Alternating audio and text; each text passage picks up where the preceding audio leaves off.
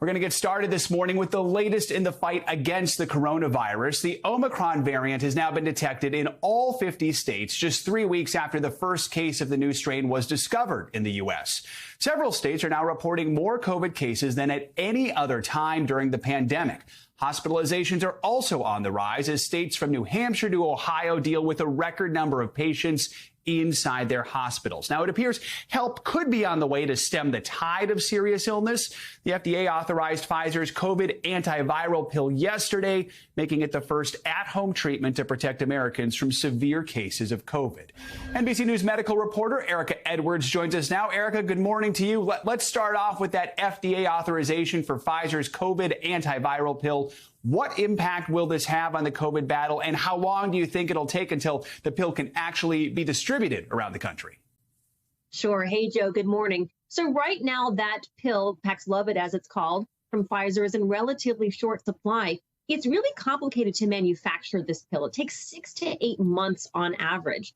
By January, we do expect to see about 265,000 courses of treatment, and as many as 10 million courses of treatment by the end of summer. But Joe, that's 8 to 9 months from now.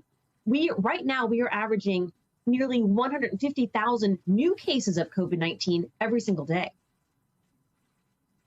Yeah, right now we can't rely on that for quite a few months, it sounds like. Erika, with Omicron now in all 50 states, we know hospitalizations are also rising across the country. Where are we seeing the biggest increases right now as we head into the Christmas weekend?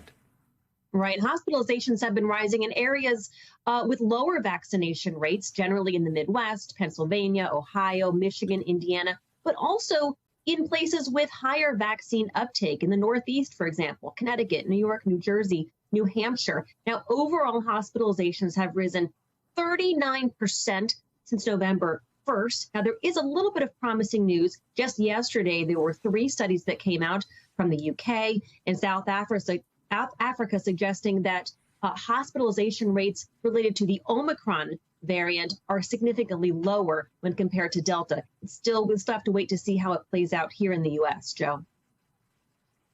I want to ask you about something on a lot of minds today, and that's travel. A new report from Bloomberg, quoting a top medical advisor to the world's airlines, says we should assume flyers are now 2 or 3 times more likely to catch the virus during a flight since the emergence of the Omicron variant. Now, keep in mind, flying has been seen as sort of a safe way to travel for some time now. What does this mean for Americans who are preparing to fly out today or over the next few days for the holidays?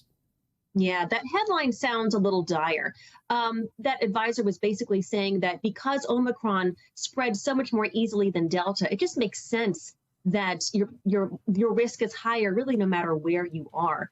But in general, just as you said, Joe, air travel is considered safe. There's pretty good airflow. Generally, people are masked, not interacting unless you have a particularly chatty seatmate.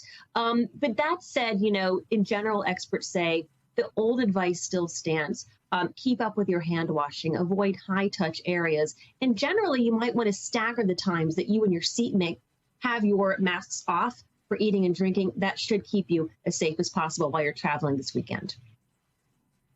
That's good advice there. Those precautions, incredibly important, not just on the plane, but also when you're walking through the airport as well. Erika Edwards, thanks so much.